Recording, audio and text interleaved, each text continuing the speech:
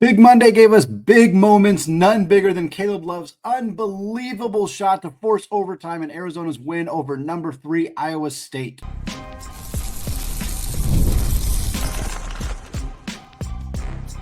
You are Locked On College Basketball, part of the Locked On Podcast Network.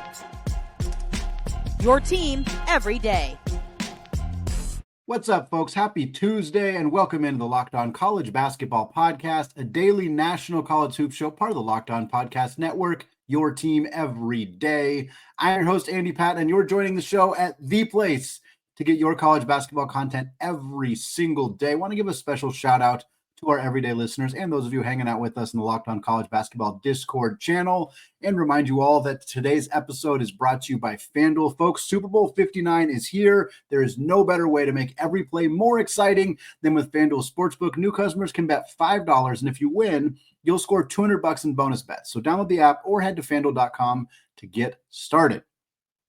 Well, Penn State blew a 5-point lead with less than 2 minutes to go against Michigan. Kaman Malak left it all on the court, quite literally, in Duke's win over NC State. We preview a great slate of games today, but first, the Caleb Love experience fully delivered on the first big Monday of the season at the McHale Center. We're going to talk about that game first. For those of you who are just waking up, checking out the show, didn't see what happened last night, let me fill you in on an extraordinary college basketball game between the number 3 ranked Iowa State Cyclones, who are on the road at the McHale Center facing Tommy Lloyd and the unranked Arizona Wildcats.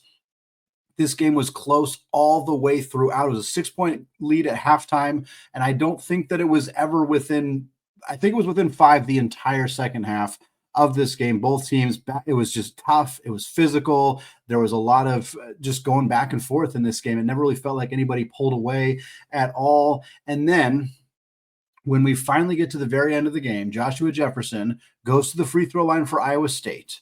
He needs to make both free throws. They're up 2. He needs to make both free throws to give him a 4-point lead. Game's over. There's 2.2 seconds remaining in this game. Jefferson misses the first. He makes the second. Arizona inbounds the ball. Caleb Love, 2 dribbles, throws it up 55 feet away from the rim, drills it, sends this game into overtime. Arizona ultimately ends up winning by 11, outscores Iowa State 15-4 in that overtime period. Just an insane. The Caleb Love experience was on full display in this game because it's easy to point to Caleb Love hitting this incredible 55-foot shot to send this game into overtime. It's easy to point to the fact that Caleb Love then hit 2 threes in overtime, first giving them a 3-point lead, then giving Arizona a 6-point lead. He had, with 75 all, he went 78, 81. Phenomenal stuff from Caleb Love. But this is also a player who was 0 of 7 from 3 until about 3.5 minutes to go when he hit his first 3. This is also a player who got a steal on a bad pass from Tamin Lipsey with about 90 seconds to go in a super tight game, started to dribble up the court and just stepped out of bounds, turned the ball back over to Iowa State when Arizona was down in this game. That's the Caleb Love experience. Bricks a lot of shots, but then when you need him, hits that incredible clutch, one of the best shots you will see all season long, without a doubt, and then carries this team to a victory in overtime. The 5th-year senior getting it done when Tommy Lloyd needed him most. There was already been some debate about whether Iowa State should have fouled in this situation. Of course, fouling up 3, a oft-discussed topic of conversation in college basketball. I understand the sentiment. The odds are always more in your favor when you foul up 3. In this case, Iowa State would have had to foul immediately, because if you run any risk of fouling a player when they're in the motion of shooting, you're going to put them at the line. The worst case scenario that you could do is watch helplessly as an Arizona player knocks down 3 straight free throws to send this thing into overtime, when the reality of them making a super deep shot is very, very unlikely. So I understand the hesitation about fouling in that situation, but this is obviously what you're afraid of, is giving. I mean, Caleb Love had a pretty open look. Understandably, Iowa State can't get up in his face and risk that foul, but Caleb Love got a good look. He knocked it down, ultimately sent this thing into overtime. It completely deflated this Iowa State team. They had 3 turnovers in the overtime period alone. Very uncharacteristic for TJ Otzelberger's club. Ultimately, they take the loss here. And look, This is an incredible result for Arizona. They're now 8-1 in the Big 12. They are in sole possession of second place in the conference. They were tied with Iowa State. Now they're just behind Houston. Iowa State falls to third, of course. This Arizona team has been rolling as of late. They have been playing some really, really good basketball, 10-1 in their last 11 games. Their only loss in that stretch was a road game to a good and now ranked Texas Tech team. Took Arizona a little bit of time to get going, but now they are back in the position they wanted to be in, that we expected them to be in before the season. Just depending on how the rest of the week goes, they'll probably be ranked, even if I think they're going to be ranked regardless next week after winning this game against the number 3 ranked Cyclones. But this loss doesn't change how I feel about Iowa State. They'll probably fall in the rankings. You always do when you lose. But this is a true road environment for Iowa State against a good team. Yes, it's going to go down as an unranked loss for Iowa State, but we know that this is a very good Arizona team. Iowa State, it literally took a miracle for them to lose a game that they played on the road without Milan Momcilovic, and a game where Curtis Jones went 1 of 11, including a nearly impossible 0 of 8 from 3. He was just crazy off. He's been averaging 24.5 points per game as a starter coming into this game. Some regression hit him really hard. So in a game where one of your best players plays really poorly, where you don't have Momcilovic, you still nearly win on the road against a very good club. So yeah, they'll get a little bit of a knock. They should get a little bit of a knock, but this is not a bad result for Iowa State, but an incredible performance for Arizona, and just a really fun game of basketball to those who are willing to stay up late on Monday night and watch this thing play out. The first game of Big Monday delivered as well. Duke, yeah, they dominated in the second half. Yeah, they got a 10-point victory over NC State, 74-64. It may not seem like that crazy of a result, but here's the deal. NC State was up at halftime, 37-33 at the half. It was Duke's first halftime deficit this year. Duke took a 2-0 lead in this game and didn't lead again until 16:40 in the second half. That is how long in this basketball game that Duke was behind, that Duke was trailing. That's extremely rare. But Duke used a 12-0 run to begin the second half, which ultimately was a 19-0 run after a 7-0 run to close the first half. This is a hallmark of this Duke teams, of the Mike Krzyzewski, Coach K era teams. It's been a hallmark for John Shire to come out gunning at the start of the second half, especially at home. They just blitzed NC State to start the second half, build up a lead after being down by 4 at halftime, and ultimately were able to withstand. NC State never went away. A 19-0 run, even over halftime. Typically, teams don't come back from that. Yet NC State stayed within this thing. They were within 2. They were within a single possession multiple times towards the end of this game. But Duke, every time NC State would knock on the door, every time they'd get this thing within striking distance, Duke, and more specifically Cooper Flagg, would give Duke a cushion. Give them a cushion. NC State would get it back. Duke would get a little cushion from Cooper Flagg, and they ultimately were able to ride that to a victory in this one. Flagg finishes with 28 points, 7 boards, and 3 assists. He was 7 of 13 on 2-point attempts. He was 1 of 4 from 3. He was 11 of 13 from the free throw line. He had just 5 points in the first half, 23 second half points for Cooper Flagg. Not only did Flagg help get this thing done, Duke, once again, like they did against Wake Forest, they went into that zone defense for a 10-possession stretch late in this game, and it completely flummoxed the Wolfpack. In that 10-possession stretch, they had just 2 points on 1 of 6 shooting from 2, 0 of 1 from 3. They had 3 turnovers. That was the difference in this game for Duke. I mentioned Kaman Malak in the overview there because the most interesting moment in this game happened about 5 minutes left in the second half. Malak looked like he might have got hit in the stomach. Not sure if anything specific happened there, but then he literally threw it all up on the court. ESPN showed it. They showed a replay of it. Was a little surprised to see that. When they went to a break after that, came back from it, every single towel at Cameron Indoor Stadium was used for some reason to try to clean up the mess on the floor. It was a very bizarre scene. More sadly after that, we also saw a Duke student appear to be unconscious during the game and being quite literally carried out of the Duke student section. The latest report, as I'm recording this in the evening, is that student was able to walk away on her own power after the game. So hopefully everything is okay there. But yeah, Big Monday really brought it. a game where Duke is down at halftime, where they need a 19-0 run, where Cooper Flagg goes crazy, where you have a player throwing up on the court, where you have a crazy situation in the student section. The fact that all that happened in this Duke game against an in-state rival, and it was clearly not the best game out of the two big Monday games, is just proof that college basketball got it absolutely right with these two matchups on Monday. And folks, that wasn't even the other great games of the day. Penn State, Michigan. There's a lot of days in a college basketball season where what happened in that game would lead our show. Instead, we don't even get to it in the first segment of the show. We're going to talk about what happened. Penn State had a 5-point lead with less than 2 minutes to go, but Tre Donaldson from Michigan, he was not fazed. We'll talk about what happened in just a second. But first, folks, Super Bowl 59 is here. One game, two teams, endless possibilities, and there's no better way to make every play even more exciting than with FanDuel Sportsbook. Whether it's predicting that first touchdown, calling the MVP, or even betting on the coin toss, FanDuel makes it easy to get in on the action. With live betting all game long, you can adjust your bets as this game unfolds and feel the thrill from kickoff to the final whistle. The live betting feature lets you stay involved no matter what happens on the field, and the app is super easy to navigate. Plus, knowing that you can place a $5 bet and potentially win $200 in bonus bets for the Super Bowl, that's icing on the cake. We're about to talk some Big Ten basketball. Michigan State, 12.5-point favorites tonight at home against the Golden Gophers of Minnesota. Dawson Garcia has been absolute money for Minnesota lately. Don't know if it's going to lead to a win, but I think it might lead to them covering that spread. If you believe in me and believe in that bet as well, just download the app or head to FanDuel.com to get started. Bet is just $5, and if you win, you'll score $200 in bonus bets. That's FanDuel.com. Bet with FanDuel, an official sports bet book partner of Super Bowl 59. Well, folks, Big Monday was between Big 12 and ACC programs, but don't worry, there were still 3 Big Ten games to get to on Monday.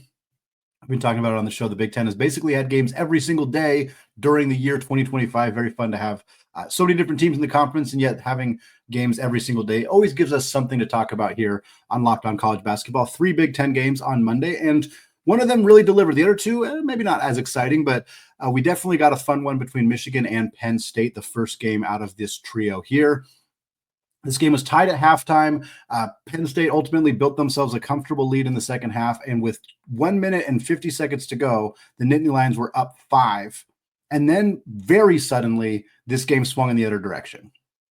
First, Michigan had a dunk on a really nice pass from Tre Donaldson to bring it within 3. Very quick turnover after that for Penn State, gives the ball back to Michigan. Michigan scores on a jump shot from Tre Donaldson. Now they're down 1. At this time, there's just 55 seconds left in the game.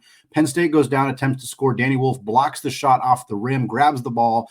Michigan takes the ball up the court. Donaldson hits a 3. Now they are up 2, 74-72 with just 25 seconds to go. It's been a very quick 7-0 run in about a minute and a half. Then Ace Baldwin misses a 3 for Penn State. Michigan gets the rebound. They get fouled. Now there's 4.3 seconds left. Tre Donaldson, who else? He has the rebound. He goes 2 of 2 from the free throw line, and that's that. Ball game.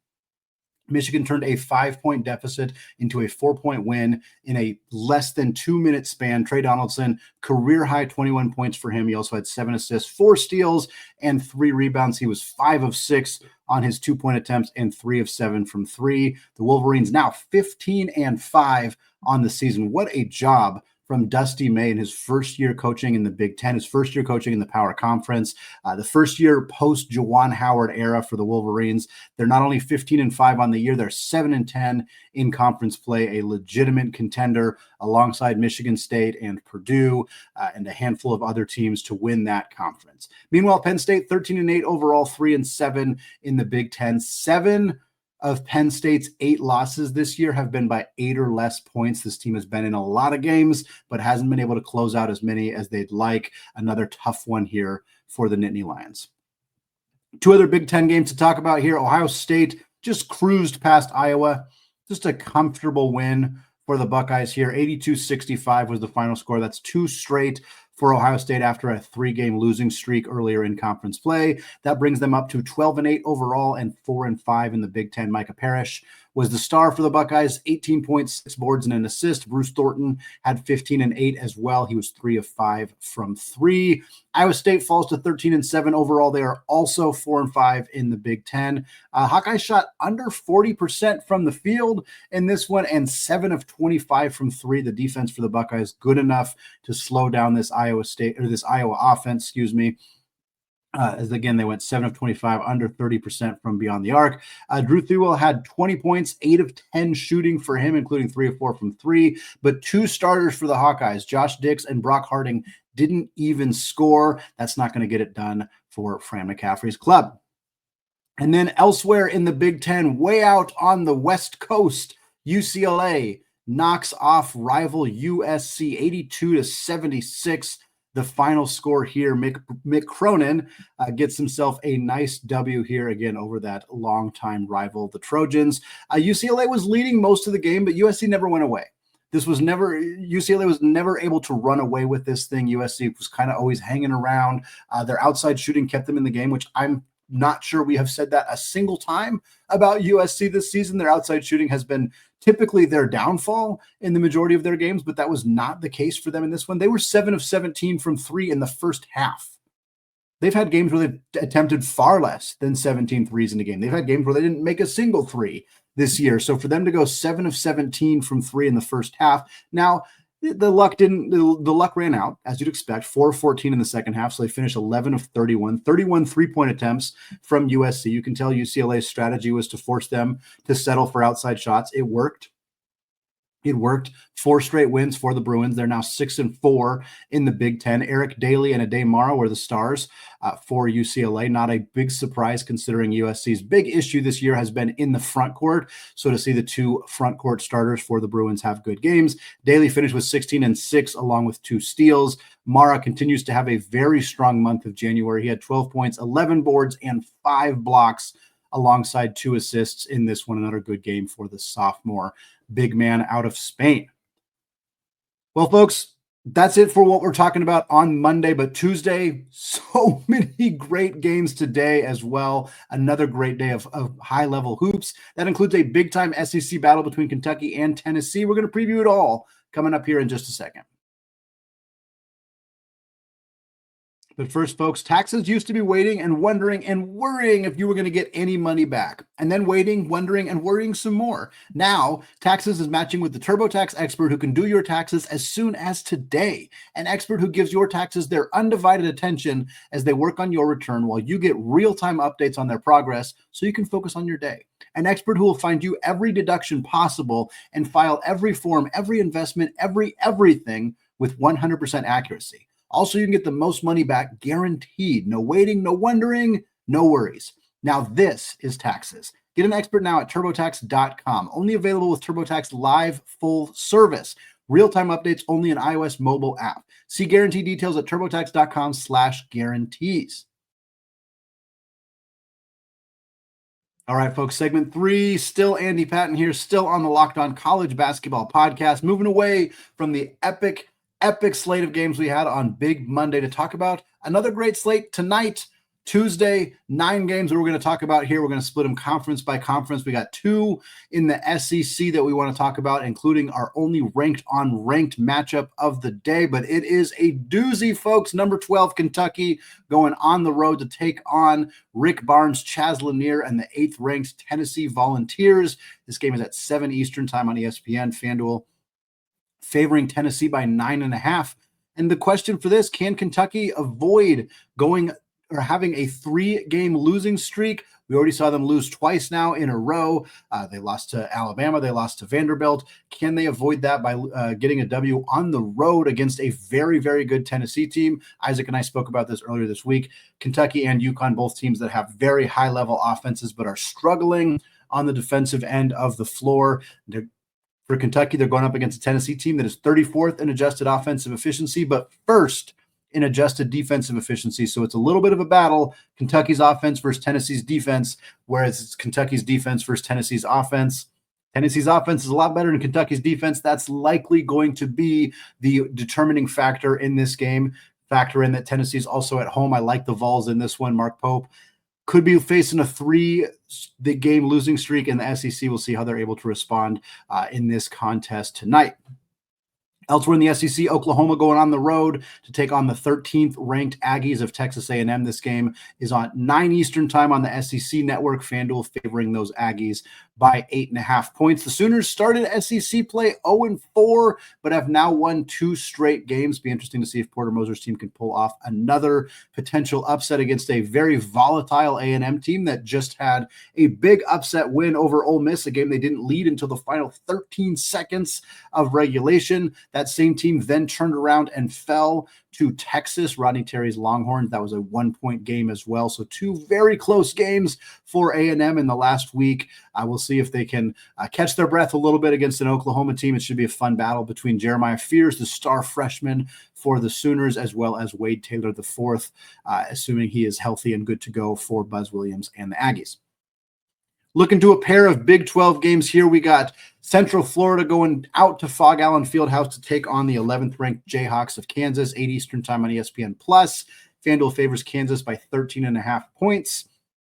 13.5 points is a much lower spread than the last time these two teams faced each other earlier this year, when Kansas beat Central Florida by 51 points in that. 41 points in that one. Regardless, an insane monster blowout for Kansas last time. Now Kansas gets them at home, coming off a game that likely pissed everybody off in Lawrence, that 2 overtime loss to Houston where they had a 6-point lead with 18 seconds to go and ended up blowing it. So I think Kansas is going to come out playing some inspired ball against the Central Florida team that's had their moments.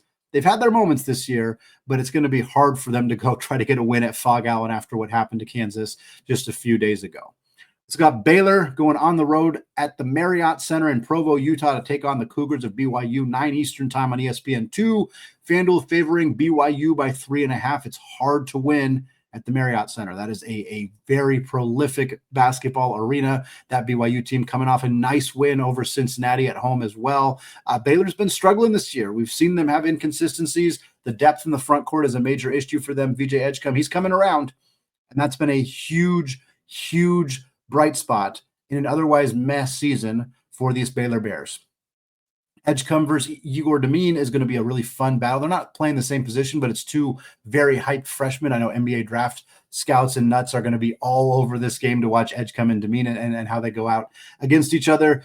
Baylor only 5-3 in the Big 12. Again, the rebounding issues have been a big part of it. To me, the more interesting matchup is probably in the front court, Norchad Omier versus Fusini Traore versus Keba Keita for BYU, how that kind of plays out. Can Omier single-handedly do enough on the glass to keep Baylor in this game against a very good BYU team? That will be the question that we have to see answered for this team. But don't be surprised to see Baylor drop to just barely above 500 in conference play if they can't get past this BYU team.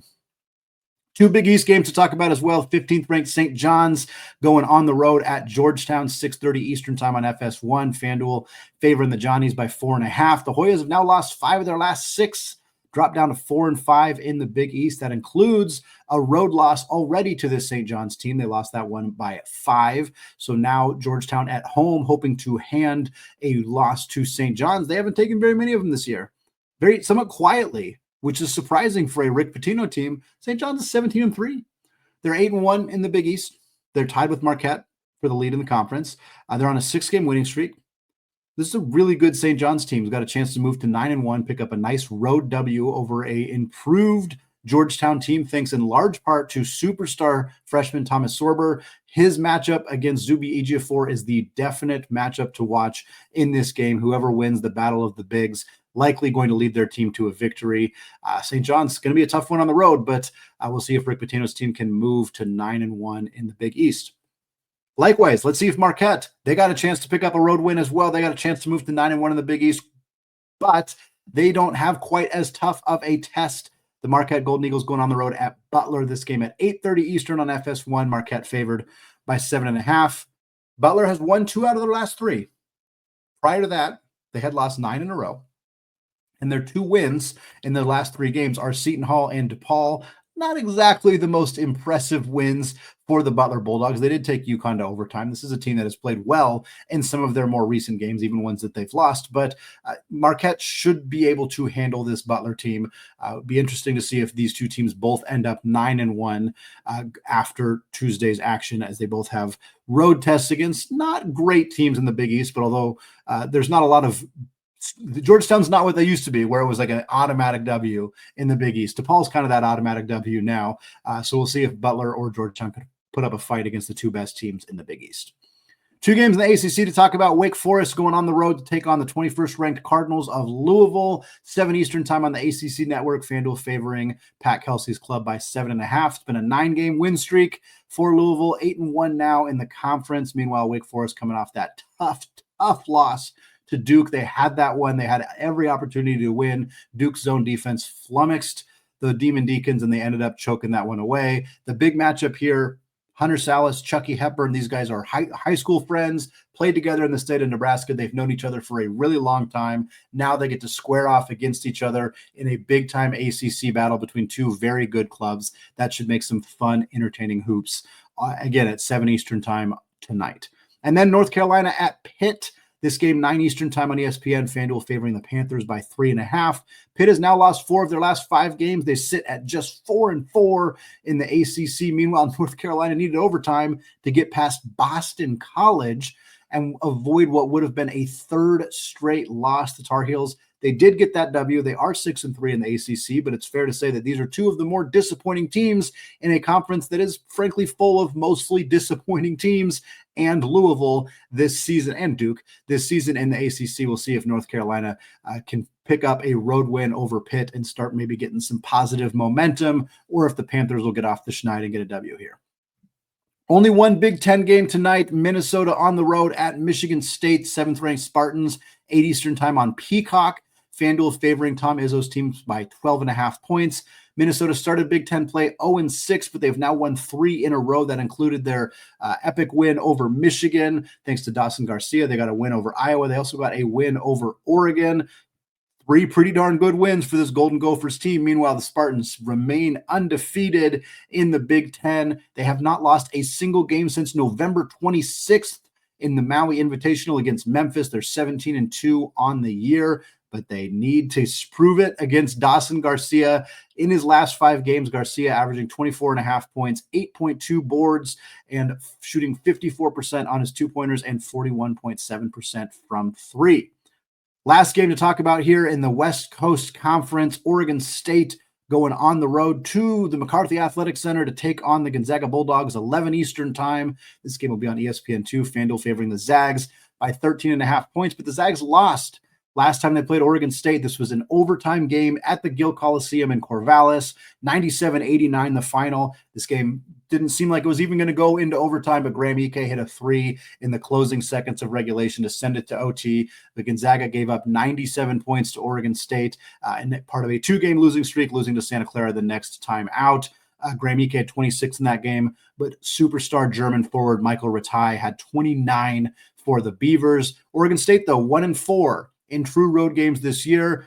Never easy to win at the Kennel, a place Oregon State has not played since 1990. Well, they haven't played Gonzaga on the road since 1990. The Kennel wasn't built till 2004, so this will be their first time at the arena. Should be a fun game between two good teams in the West Coast Conference.